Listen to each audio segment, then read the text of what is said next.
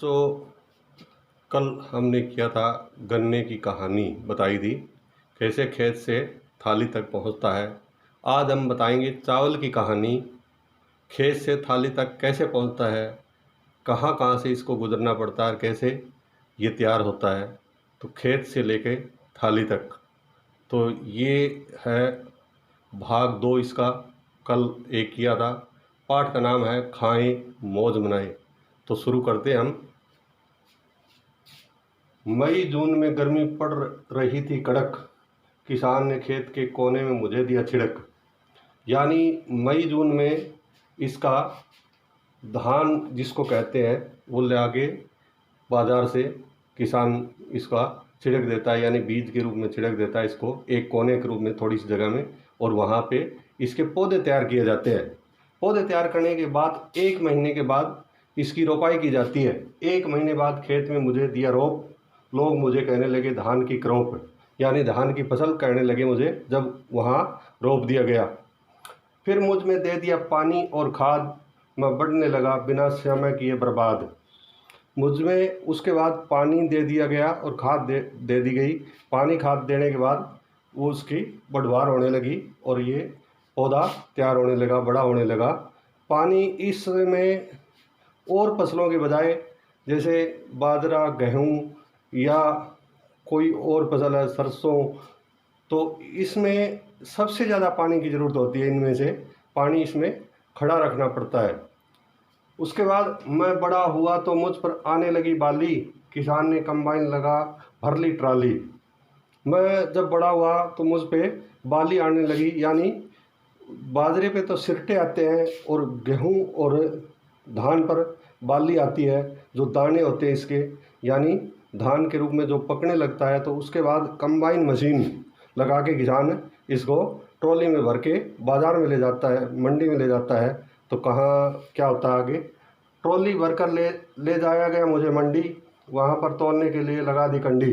तो वहाँ ट्रॉली भर के ले जाता है किसान और वहाँ पे कंडी यानी कांटा, ये वज़न कर दिया जाता है, इसका कांटे पे तौल दिया जाता है। फिर उसके बाद मंडी से व्यापारी ने ले लिया मुझे खरीद, किसान को दे दी व्यापारी ने पैसों की रसीद।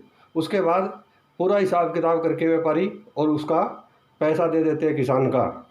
उसके बाद जाते ही आ गई राइस मिल मुझे रास, मिल में उतार दिया मेरा लिबास। तो उसके बाद व्यापारी वहाँ से राइस मिल यानी चावल मिल, जहाँ चावल भूसा से चावल अलग किए जाते हैं, वहाँ ले जाया जाता है इसको। और उसका लिबास, लिबास यानी भूसा जो छिलका होता है ऊपर जो ब्राउन रंग का, वो उतार दिया जाता है और उसके अंदर से सफ़ेद चावल निकल आता है। उसके बाद चावल निकलता है, पहले धान कहते हैं इसको। वहाँ से बोरियों में भरकर आ गया बाज़ार में, कोई मुझे नगद में ले जाने लगा तो कोई उधार में।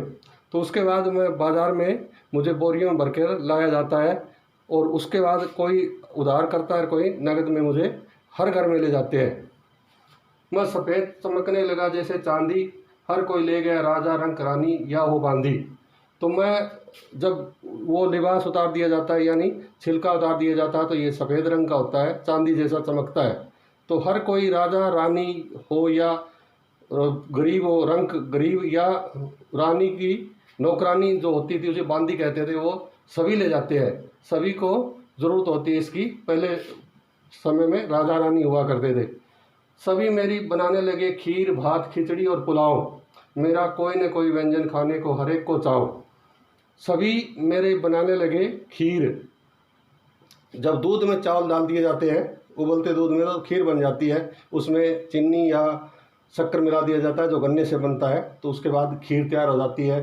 भात, भात यानी मीठे चावल, जब पानी में उबाल के चावलों पे उसमें गुड़ या चीनी डाल देते हैं या शक्कर डाल देते हैं तो वो भात बन जाता है। खिचड़ी मूंग या दूसरी चीज़ कोई भी मिला के, उसमें चने की दाल या मूंग की दाल मिला के खिचड़ी तैयार हो जाती है। और पुलाव जो नमकीन बनाते हैं, उसमें चावल या उसमें आलू या गोभी या मटर कुछ डाल देते हैं तो वो पुलाव तैयार हो जाता है। तो ये व्यंजन बनते हैं, बहुत सारे व्यंजन बनते हैं इससे। मेरा कोई न कोई व्यंजन खाने को हर एक को चाहो, कोई न कोई व्यंजन इसका हर एक व्यक्ति को पसंद है।